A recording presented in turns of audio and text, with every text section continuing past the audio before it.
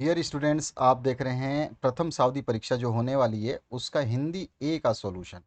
इससे पहले मैंने आपका इंग्लिश सेट वन और सेट टू कंप्लीट करा दिया है। आप हिंदी ए का सेट वन देख रहे हैं और इस विषय को कंप्लीट समझेंगे। और जितने वीडियोस मैं आपको समझा रहा हूँ उन वीडियोस को अगर आप एक बार देखते हैं तो दोबारा वीडियो देखने की आवश्यकता नहीं पड़ेगी और आपको सब कुछ समझ में आ जाएगा। तो यहाँ पर जो ये क्वेश्चन है यहाँ पर दिया गया है अपठित बोध, यानी कि आपको एक ऐसा बोध दिया गया है, गद्यांश दिया गया है जिसको आप पहली बार पढ़ रहे हैं। हमारे देश में कई प्रकार के त्यौहार मनाए जाते हैं, इनमें कुछ धर्म से जुड़े होते हैं तो कोई नए वर्ष के आगमन से जुड़े होते हैं। त्योहारों के कारण पूरा वर्ष उमंग से भरा पूरा बना रहता है और नववर्ष के आगमन के समय तो खेत लहराने लगते हैं और उनकी कटाई आरंभ हो जाती है।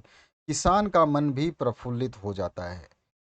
इसी प्रकार महापुरुषों की याद में मनाए जाने वाले त्योहार हमारे मन को देशभक्ति और गौरव की भावना से सरोवर कर देती हैं। सभी त्योहारों के लक्ष्य एक ही हैं। हम सभी त्योहार को मिलजुल कर एक साथ हर्षोल्लास के साथ मनाएं और उनमें निहित अच्छे विचार को संपूर्ण समाज में फैलाने में मदद करें, जिससे सभी धर्मों के लोगों में एकजुटता की भावना जागृत हो सके। तो इस तरह से ये पैसेज है। और इस पैसेज का जो पहला क्वेश्चन है, कौन से त्योहार के समय किसान आनंदित होते हैं? तो अभी अभी हमने इस पैसेज में पढ़ा, नौ वर्ष के आगमन के समय तो खेत लहराने लगते हैं और उनकी कटाई आरंभ हो जाती है, किसान का मन प्रफुल्लित हो जाता है। तो यहाँ पे कौन सा आंसर हो जाएगा आपका? सी ऑप्शन करेक्ट हो जाएगा। नौ वर्ष के आगमन के साथ मनाए जाने वाले त्यौहार पर जो है किसान आनंदित हो जाते हैं। तो सी ऑप्शन इसमें करेक्ट हो जाएगा। अगला जो पार्ट है आपका, कौन से त्यौहार हमारे मन में देशभक्ति की भावना जागृत करते हैं?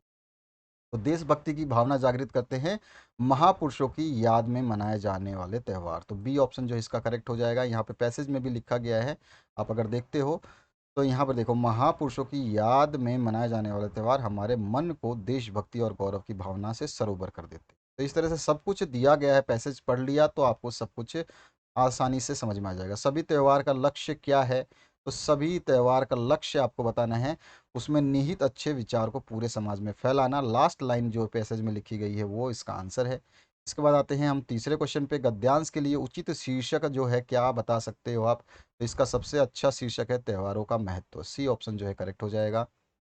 इसके बाद में नेक्स्ट जो है आपका, उमंग शब्द का पर्यायवाची बताना है। तो उमंग शब्द का पर्यायवाची क्या होता है? उमंग होता है उल्लास होता है, तो ये इसका पर्यायवाची हो जाएगा। तो बी ऑप्शन करेक्ट हो जाएगा। इसके बाद जो नेक्स्ट क्वेश्चन है, प्रस्तुत पद्यांश पढ़ना। अभी हमने गद्य पढ़ा था, अब यहाँ पे पद पढ़ेंगे। पद मतलब एक कविता है।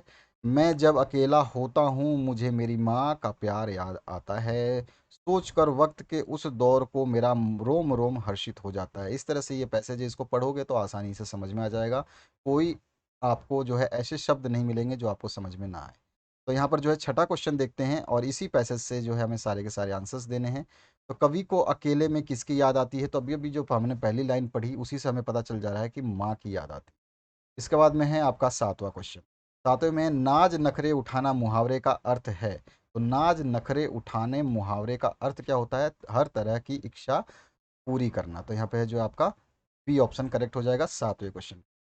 आठवें क्वेश्चन की बात करें तो यहाँ पे पूछा गया, दूध पिलाते समय माँ कवि को क्या कहती थी? तो यहाँ पे क्या आंसर होगा? दूध पिलाते समय वो क्या कहती थी? तो बेटा मेरा शेर बनेगा, ये कहती थी। अगर आप इस पद्यांश को पढ़ते हो तो उसमें आपको आंसर मिलेगा ये। उसके बाद आते हैं हम नौवे क्वेश्चन पे। नौवे क्वेश्चन में, कवि के डर जाने पर माँ क्या करती थी? तो माँ अपने ममता भरे आंचल में उसको छुपा लेती थी। तो डी ऑप्शन जो है इसका करेक्ट हो जाएगा। अब आते हैं हम 10वें क्वेश्चन पे। 10वां जो क्वेश्चन है इसमें पूछा गया, प्रस्तुत कविता का उचित शीर्षक क्या हो सकता है? तो उचित शीर्षक में माँ का प्यार, माता का आंचल और माँ की ममता, ये सारे के सारे सही हैं। तो उपरोक्त सभी जो है ये शीर्षक हो सकते हैं। इसके बाद आते हैं 11 नंबर क्वेश्चन पे। ये व्याकरण संबंधी प्रश्न है। जो शब्दांश किसी शब्द के पहले जोड़कर उसके अर्थ में परिवर्तन ला देते हैं उसे खालिस्तान कहते हैं। तो जब इसमें बोल रहा है पहले जोड़कर, ठीक है, ये बहुत इंपॉर्टेंट चीज़ होती है कि वो पहले जोड़ने की बात कर रहा है या बाद में जोड़ने की बात कर रहा है। तो यहाँ पर क्या आंसर हो जाएगा आपका? तो आंसर हो जाएगा, उन्हें हम उपसर्ग कहते हैं। पहले जुड़ने वाले शब्दों को हम उपसर्ग कहते हैं और बाद में जुड़ने वाले शब्दों को हम प्रत्यय कहते हैं। तो हमें पहले जोड़ करके जो बनते हैं उनका नाम बताना है, क्या कहते हैं उसको? उपसर्ग। इसके बाद में 12वां जो क्वेश्चन है इसमें क्या पूछा गया आपसे? 12वें क्वेश्चन में पूछा गया है, सुनारिन शब्द में किस प्रत्यय का प्रयोग हुआ है? तो देखिए प्रत्यय की बात हो रहा है तो प्रत्यय आगे जुड़ता है, तो इसमें क्या आपका प्रत्यय है ये आपको बताना है। तो इसमें जो है सुरा सुनारिन, देखिए सॉरी, प्रत्यय पूछा है, ये जो है शब्द के बाद में जुड़ते हैं। अभी मैंने बताया कि उपसर्ग जो है शब्द से पहले जुड़ते हैं और प्रत्यय जो है शब्द के बाद में जुड़ते हैं। तो बाद में कौन सा जुड़ेगा? तो सुनार में इन जोड़ दोगे तो सुनारिन बन जाएगा। तो यहाँ पे जो है थर्ड ऑप्शन जो है आपका इसमें करेक्ट हो जाएगा 12 नंबर में। अब आते हैं 13 नंबर क्वेश्चन में। आकाश का सही पर्यायवाची आपको बताना है। तो आकाश का सही पर्यायवाची यहाँ पे देखिए पक्षी नहीं होता है, और गगन आपका आकाश का नहीं होता है या होता है? यस होता है। तो यहाँ पे आपका बी ऑप्शन जो है करेक्ट हो जाएगा। बाकी धरती और आग इनसे कोई लेना देना नहीं है आकाश का, तो आकाश को हम गगन भी कहते हैं। तो यहाँ पे आपका 13 का सेकेंड ऑप्शन करेक्ट हो जाएगा। अब सीता आम खाती है वाक्य में ने परसर्ग के प्रयोग से कौन सा परिवर्तन होगा? तो यहाँ पर जो है आपको बताना है सीता आम खाती है, अगर ने लगाते हैं तो कौन सा शब्द जो है यहाँ पे बनेगा, ये आंसर आपको बताना है। तो क्या आंसर हो जाएगा इसमें? तो सीता ने आम खाया। बाकी आप क्वेश्चन जो भी पढ़ेंगे आंसर वो सही नहीं है। देखिए सीता ने आम खाई, सीता आम को खाती है, को लग गया ये तो है ही नहीं, और सीता से आम खाया नहीं गया, ये भी आपका ने में नहीं जुड़ा हुआ है। सीता ने आम खाया और सीता ने आम खाई, तो यहाँ पे बी ऑप्शन जो आपका करेक्ट हो जाए। इसके बाद आते हैं 15 नंबर क्वेश्चन पे। 4 लीटर दूध में विशेषण शब्द बताना है। जो शब्द किसी चीज की विशेषताएं बताए उसी को हम विशेषण शब्द कहते हैं। तो इसमें देखिए 4 लीटर दूध, दूध तो आपका हो गया, लेकिन इसकी विशेषता है कितने लीटर है वो? तो 4 लीटर है। तो चार केवल लिखेंगे तो चार दूध नहीं हो सकता, और लीटर लिखेंगे तो लीटर दूध नहीं हो सकता। तो 4 लीटर पूरा मिल के बनेगा, तो 4 लीटर ऑप्शन जो है आपका करेक्ट हो जाए। अब आते हैं हम 16वें क्वेश्चन पे। राम ने समय पर काम पूरा किया, रचना के आधार पर वाक्य का भेद जो है आपको बताना है। राम ने समय पर काम पूरा किया, तो यहाँ पर कौन सा आंसर सही हो जाएगा? तो ये बिल्कुल सीधा सीधा है, राम ने समय पे काम पूरा किया, तो ये बिल्कुल सरल वाक्य का रूप है। तो 16वें क्वेश्चन का आंसर जो हमारा ए ऑप्शन हो जाएगा। अब 17 नंबर पे आते हैं। मोहन ने कहानी सुनाई और लग गया, अब यहाँ पे जोड़ा गया वाक्य, ठीक है। और सोहन हंसने लगा। रचना के आधार पर वाक्य का भेद आपको बताना है। तो रचना के आधार पर इसको जोड़ा गया, और जोड़े हुए वाक्यों को हम संयुक्त वाक्य कहते हैं। तो यहाँ पे बी ऑप्शन करेक्ट हो जाएगा। अब आगे बढ़ते हैं नेक्स्ट क्वेश्चन की तरफ। Question number 18। क्वेश्चन नंबर 18 में आपसे पूछा गया है 9 2 11 होना मुहावरे का सही अर्थ। सभी को पता है 9 2 11 होना यानी कि भाग जाना, ये आपका मुहावरे का अर्थ हो गया। अब है लड़का अच्छा है, इस वाक्य में वचन बदल देने पर विशेषण पर क्या प्रभाव पड़ेगा? तो यहाँ पे लड़का अच्छा है, इसमें वाक्य का वचन बदलना है, तो वचन बदलोगे तो विशेषण पे सिंपल सा प्रभाव पड़ेगा कि ये स्त्रीलिंग हो जाएगा, ठीक है। तो यहाँ पे वचन जो है आपका, यहाँ पे लड़का दिया है, वचन बदलोगे तो आपका जो है चेंज हो जाएगा। तो यहाँ पे कौन सा आंसर सही होगा आप अगर पढ़ सकते हैं, तो यहाँ पर जो है सॉरी, लिंग नहीं चेंज होगा, लड़का है तो लड़के हो जाएगा, ठीक है ना। वचन बदल रहे हैं, बहुवचन और एक वचन होता है ना, लिंग नहीं होता इसमें। तो आपका कौन सा आंसर हो जाएगा? तो लड़के अच्छे हैं। तो यहाँ पर देखिए सबसे पहला ऑप्शन जो है ये बिल्कुल सही दिख रहा है आपको। बाकियों में वचन की जगह जो है क्या है, लिंग बदला गया है। तो यहाँ पे लड़कियां हैं, ये लिंग है, ये सही नहीं है। इसके बाद में यहाँ पर भी लड़की है, ये भी लिंग है, और यहाँ पे भी लड़की है, ये भी लिंग है। तो यहाँ पर जो है तीनों ऑप्शन ये वाले गलत है, जिसमें लिंग चेंज कर दिया गया और पूछ क्या रहा है, वचन बदलना है आप। तो हमें वाक्यों को जब बदलते हैं तो थोड़ा सा सावधानी से समझना है कि पूछ क्या रहा है। अब आते हैं हम 20 नंबर क्वेश्चन पे। विशेषण पद के द्वारा जिसकी विशेषता बताई जाती है उसे क्या कहते हैं? तो जिसकी विशेषता बताई जाती है उसे हम विशेष्य कहते हैं, ठीक है। जिसकी विशेषता है, जैसे दूध का हमने बताया तो ये दूध इसमें विशेष्य है, और उसकी विशेषता क्या है कि वो 4 लीटर था। तो यहाँ पे सी ऑप्शन जो आपका करेक्ट हो जाएगा, वो विशेष्य बताता विशेष्य कहलाता है, ठीक है। तो 20 ऑप्शन का जो आंसर हो जाएगा आपका थर्ड सी ऑप्शन करेक्ट हो जाएगा। अब आते हैं हम पाठ्य पुस्तक से जो 21 से लेकर 30 प्रश्न जो है हमें देने हैं आंसर। तो पहला प्रश्न जो पूछा गया है उसकी बात करते हैं।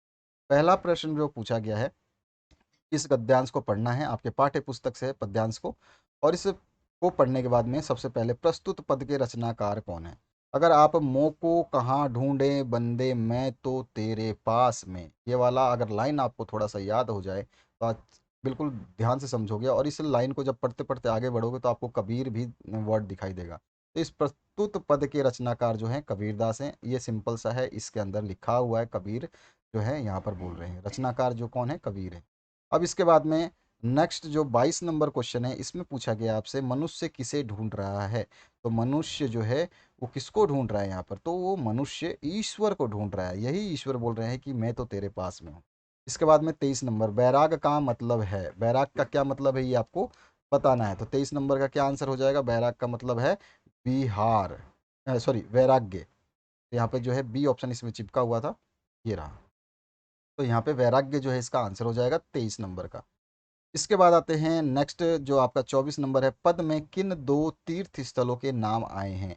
अगर आप पद को पढ़ चुके हो तो आपको नाम भी अच्छे तरह से पता होगा, काबा और कैलाश। तो यहाँ पे 24 नंबर में आंसर हो जाएगा हमारा काबा और कैलाश।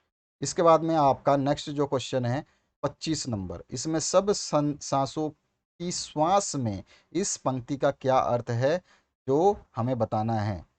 तो सब सांसों की श्वास में इस पंक्ति का अर्थ जो है, आपको चार ऑप्शंस दिए गए हैं। इन चार ऑप्शंस में से कौन सा सही ऑप्शन है वो बताना है। तो ईश्वर सभी जीवों के कण कण में रहते हैं, मन मन में रहते हैं, तन तन में रहते हैं, ये वाला फर्स्ट ऑप्शन करेक्ट हो जाएगा। बाकी आप देखोगे तो आपका कोई भी जो है ऑप्शन इससे सूट नहीं करेगा। आते हैं 26 नंबर क्वेश्चन पे, मानसरोवर में कौन विहार करते हैं। तो मानसरोवर में सभी को पता है कौन विहार करते हैं, हंस विहार करते हैं। इसके बाद में कबीर दास का जन्म कब और कहाँ हुआ, थोड़ा सा अच्छे तरीके से याद रखना। कभी पूछ सकता है कि कबीर दास का जन्म कहाँ हुआ, तो फिर आप कंफ्यूज मत होना, ठीक है। या फिर बोल सकता है कबीर दास का जन्म कब हुआ, तो ये भी आपको याद रखना है। इसीलिए याद रखना, रटना नहीं है, हर चीज़ को याद रखना है आपको। तो आंसर क्या हो जाएगा, 1398 ईस्वी काशी में, ठीक है। तो काशी जो है ये पहले का नाम है, ठीक है, और बनारस जो है बाद का नाम है। तो आपका जो नाम जो पहले का पड़ा हुआ है ना, उसी को हम देंगे तो हमारा जो है फर्स्ट ऑप्शन करेक्ट हो जाए, ठीक है। अब आते हैं नेक्स्ट क्वेश्चन की तरफ, इसमें से कबीर की रचनाओं का संग्रह कौन है, यानी कि कबीर ने कौन सा संग्रह लिखा है, इसमें से आपको बताना है। तो कबीर ने बीजक लिखा था, बहुत ही बड़ा इनका जो है संग्रह है, रचना है, और जिसको ख्याति प्राप्त है। अच्छा, बहुत अच्छी रचना है ये। अब आते हैं 29 नंबर पे, पखा पखी का क्या अर्थ है, यहाँ पे आपको बताना है। तो पखा पखी का अर्थ जो है वो आपको सही सही बताना है। तो पखा पखी मतलब होता है पक्ष विपक्ष, ठीक है। तो यहाँ पर जो है आपका डी ऑप्शन जो है करेक्ट हो जाएगा 29 नंबर में। संसार को किसके समान बताया गया है। तो अगर आप इनके लाइनों को पढ़ेंगे तो उनमें बोला है कबीर ने कि संसार है श्वानों के समान, और श्वान होते हैं कुत्ते, तो कुत्ते के समान जो है संसार को बताया गया है, ठीक है। संसार जो है वो भौंकता रहता है, ठीक है, तो संसार को कुत्ते के समान बताया गया है। अब आते हैं हम नेक्स्ट क्वेश्चन के तरफ, क्वेश्चन नंबर 31। 31 को देने से पहले, यानी आंसर पढ़ने से पहले, 31 से 35 के लिए आपको ये पैसेज, आज दोनों के सामने फिर वही सूखा भूसा लाया गया, दोनों चुपचाप खड़े रहे, घर के लोग भोजन करने लगे। उस वक्त छोटी सी लड़की दो रोटियां लिए निकली और दोनों के मुंह में देकर चली गई। उस एक रोटी से इनकी भूख तो क्या शांत होती, पर दोनों के हृदय को मानो भोजन मिल गया। यहाँ भी किसी सज्जन का वास है। लड़की भैरव की थी, यहाँ पे ये ध्यान रखना, इससे आपका रिलेटेड एक क्वेश्चन आएगा। उसकी माँ मर चुकी थी, सौतेली माँ उसे मारती रहती थी, इसलिए इन बैलों से उसे एक प्रकार की आत्मीयता हो गई थी। दोनों दिन भर जोते जाते, डंडे खाते, अड़ते, शाम को थान पर बांध दिए जाते, और रात को वही बालिका उन्हें दो रोटियां खिला जाती। प्रेम के इस प्रसाद की या बरकत थी कि दो दो गाल सूखा भूसा खाकर भी दोनों दुर्बल ना होते थे, मगर दोनों की आंखों में रोम रोम में विद्रोह भरा हुआ था। इस तरह से ये पैसेज जो आपके बुक से उठाया गया है। अब हम आते हैं इसके क्वेश्चनों के ऊपर। पहला जो क्वेश्चन है उसके बाद, छोटी सी लड़की रात को दोनों को क्या खिला जाती थी। तो सभी को आंसर अच्छी तरह से पता है, रोटियां खिला जाती थी। अभी अभी हमने जो है पढ़ा इसको, ठीक है ना, यहाँ पर स्टार्टिंग में ही पढ़ा कि दो रोटियां खिलाकर निकल जाती थी, ठीक है। अब आते हैं नेक्स्ट क्वेश्चन की तरफ, 31 नंबर, लड़की के पिता का क्या नाम था। तो लड़की के पिता का नाम अच्छी तरह से आपको पता है, भैरव था। यहाँ पर अभी अभी हमने अंडरलाइन किया, लड़की भैरव की थी। अब देखिए आगे, सौतेली माँ उसके साथ कैसा व्यवहार करती थी। तो कैसा आंसर आएगा आपका, जो है आंसर आ जाएगा कैसा व्यवहार करती थी, तो उसे मारती थी, है ना। तो ये उसका क्या आंसर हो जाएगा, बी ऑप्शन जो है करेक्ट हो जाएगा। अब अगला जो है, निम्नलिखित प्रश्नों के सही विकल्प का चयन करना है। दोनों बैलों के साथ कैसा व्यवहार किया जाता था? तो यहाँ पे क्या आंसर होगा, दोनों को वे दिन भर जोते जाते थे और डंडे खाते थे, यही व्यवहार किया जाता था। अभी भी हमने पढ़ा पैसेज में। उसके बाद में है उपयुक्त गद्यांश के लेखक का नाम। मैंने हमेशा बताया है, इंग्लिश के भी जब मैंने सेट अभी डाले हैं, सेट नंबर 1 पहले करवा दिया था, कल करवा दिया था, सेट नंबर आज शाम को 7:30 बजे आपके सामने दिखाई देगा, और उसको लाइव कर दिया गया है शाम को 7 बजे, 7:15 बजे आपको दिखाई देगा। उसको ज़रूर देख लेना, सेट नंबर 2 है। और ये वाला सेट जो आप अभी देख रहे हैं, इसको अभी लाइव कर दूंगा मैं आपके सामने, तो इसको बढ़िया तरीके से याद कर लेना। अच्छे तरीके से एक बार जब समझोगे वीडियो को तो कोई दिक्कत ना। अगर जो बच्चे स्किप करके फटाफट देखने की कोशिश करते हैं, उन्हीं के एग्जाम में दिक्कत होती है, क्योंकि वो समझते नहीं है। हम यहाँ पे मैं भी डायरेक्ट बता सकता, 34 नंबर का आंसर ये होगा, 35 नंबर का आंसर ये, 36 का, 40 का ये, और ये रहा वीडियो खत्म। 2 मिनट में वीडियो खत्म कर सकता हूँ मैं। लेकिन आपको समझाने के लिए, उन बच्चों को समझाने के लिए जो रिक्वेस्ट करके हमसे बोलते हैं कि सर हमें पूरा वीडियो आराम से समझाइए, उन 10 बच्चों के लिए या 20 बच्चों के लिए या 50 बच्चों के लिए हम इस वीडियो को अच्छी तरीके से शॉर्ट में बनाने की कोशिश नहीं करते हैं, बल्कि पूरा का पूरा समझाने की कोशिश करते हैं। तो उपयुक्त गद्यांश के लेखक का नाम, आपको हर चैप्टर के लेखक का नाम पता होना चाहिए। जब भी गद्यांश आएगा, लेखक का नाम या उस गद्यांश के पाठ का नाम पूछा जाएगा कि ये पंक्तियां किस पाठ से ली गई हैं। तो ये चीज़ आपको ध्यान रखनी है। 35 नंबर का जो आंसर है क्या हो जाएगा, प्रेमचंद। ठीक है, सही है ना, याद आ गया होगा। देखते ही नाम याद आ जाना चाहिए। तिब्बत की औरतें चाय किसमें कूटती थीं? और आपको बता दूं, टर्म 1 होने के बाद में 1 महीने बाद आपका टर्म 2 भी होगा। अभी आपका टर्म 2 नहीं होगा, तो आपको टेंशन लेने की ज़रूरत नहीं है, क्योंकि अभी जो 10वीं और 12वीं की परीक्षा हुई, इसमें टर्म 1 और टर्म 2 दोनों साथ देना पड़ा। लेकिन आपके लिए अच्छा किया बोर्ड ने कि आपको जो है समय दिया गया है कि आप एक बार टर्म 1 दीजिए, फिर दूसरी बार टर्म 2 दीजिए। हालाँकि आने वाले समय में अगर अभी देख रहे हैं जैसे कि कोरोना काल अभी बढ़ रहा है, तो अभी वाले परीक्षाएँ तो कैंसल होना संभव नहीं है, लेकिन आने वाले अगर 1 महीने बाद में जो आपका टर्म 2 होना है, वो कैंसल हो सकते हैं। उसमें अभी आप सोचना नहीं कि हो जाएँगे, अभी हो सकते हैं। ऐसी मतलब इसलिए मैं बोल रहा हूँ कि केसेस अब बढ़ने शुरू हुए हैं वापस से। तो कुछ भी पॉसिबल हो सकता है। अभी फिर से 2023 का जो सिलेबस लागू होगा, वो भी फिर से पूर्ण लागू नहीं होगा। वापस से उसमें कटौतियाँ की जाएँगी, क्योंकि जिस हिसाब से केसेस बढ़ रहे हैं, स्कूल बंद रहेंगे, ऑनलाइन शिक्षा रहेगी, तो वहाँ पे फिर से आपको चैप्टर्स कम किए जाएँगे और शायद यही सिलेबस आपका सेम सेम रहेगा। तो तिब्बत की औरतें चाय किसमें कूटती थी? तो वो चोड़ी में कूटती थी। तो यहाँ पे क्या आंसर हो जाएगा आपका, ए ऑप्शन जो है करेक्ट हो जाएगा, 36 नंबर का। इसके बाद में नेक्स्ट जो है, लेखक गलत रास्ते पर कितने मील चला गया, यानी कितने मील चला गया, तो ये इसमें पूछा गया। तो आंसर क्या हो जाएगा, कितने मील चला गया, तो वो मील 1.5 मील आगे चला गया गलत रास्ते पर। तो यहाँ पे ए ऑप्शन करेक्ट हो जाएगा। आते हैं 38 नंबर क्वेश्चन पे। शेखर विहार में कंजूर, यानी कि यहाँ पे बुद्ध वचन अनुवाद जो है कि कितनी हस्तलिखित पोथियाँ थीं। ये पोथियाँ वो आपको बतानी है, जो हाथ से लिखी गई पोथियाँ कितनी थी। तो 38 में क्या आंसर होगा आपका सही, 103। सी ऑप्शन जो है इसका करेक्ट हो जाए। अगला जो 39 नंबर सेकंड लास्ट क्वेश्चन है इस सेट का, लेखक कनकोर के मार्ग में अपने साथियों के किस कारण बिछड़ गया। आपको हमेशा कमेंट करना है। अभी प्लेलिस्ट आने वाली है, प्लेलिस्ट जरूर देख लेना, उस प्लेलिस्ट में सारे वीडियो मिल जाएंगे आपको, ठीक है। और जो वीडियोस आपको पूरा सोल्यूशन चाहिए इत्मीनान से कि सर एक बार और वीडियो बना दो, तो जितने रिक्वेस्ट आ रहे हैं सभी वीडियोस बनाए जा रहे हैं। ये ऑलरेडी ये वीडियो मैंने बना दिया पहले भी, लेकिन मैं दोबारा इसलिए बना रहा हूँ कि बच्चों का रिक्वेस्ट है कि सर थोड़ा सा समझाते हुए वीडियो बना दो। अभी हमारे पास समय कम है, आप जल्द से जल्द करवा दो। तो आपके दो दो सेट हैं, उनको पहले हम कर लेते हैं। आपका मैथ्स साइंस वगैरह सब करवा दूंगा समझाते हुए, ठीक है, पूरा का पूरा डिटेल में कैसे कैसे आंसर आएगा, क्योंकि क्वेश्चंस सारे सेम नहीं रहने वाले हैं। कुछ क्वेश्चंस अलग देखने को मिलेंगे और कुछ क्वेश्चन सेट से मिलेंगे। तो सेट तो आपके लिए आधा हेल्पफुल है, लेकिन आधा आपका दिमाग जो है वो ही आपका काम करेगा जब आप चीज़ों को समझोगे। तो 39 नंबर सेकंड लास्ट नंबर जो है, मार्ग में अपने साथियों से किस कारण बिछड़ गया, ये आपको बताना है। तो क्या आंसर हो जाएगा इसका, तो बिल्कुल सही आंसर आप बोलोगे, लेखक का घोड़ा धीमा चलने लगा और रास्ता भटक गया। तो सी ऑप्शन जो है करेक्ट हो जाएगा। इसके बाद है अंतिम प्रश्न। अंतिम प्रश्न में पूछा गया, वृंदावन की नदी का सांवला पानी किसकी याद दिलाता था। तो यहाँ पे जो है आंसर क्या हो जाएगा अंतिम प्रश्न का, सभी को पता होगा, कृष्ण की। सांवला, जी हाँ, कृष्ण की याद दिलाता था। तो यहाँ पर जो है बी ऑप्शन इसका करेक्ट हो जाएगा। तो इस तरह से हमने सभी प्रश्नों के सही उत्तर स्पष्ट रूप से समझते हुए देखा और हमें मज़ा आया इस सेट को सॉल्व करके। इसी तरह से मैंने आपका इंग्लिश सेट 1 और 2 सॉल्व करा दिया है। इंग्लिश सेट 1 ऑलरेडी डाल दिया गया था, उसको आपने देख लिया होगा, और सेट 2 जो है अभी शाम को 7:30 बजे आपको मिल जाएगा। और ये सेट अभी आपके सामने लाइव होने वाला है, इसको जरूर देख लें। प्लेलिस्ट आ रही है आपके सामने, प्लेलिस्ट को टच करके सारे वीडियोज़ आप देख सकते हैं। Thank you very much, have a good day.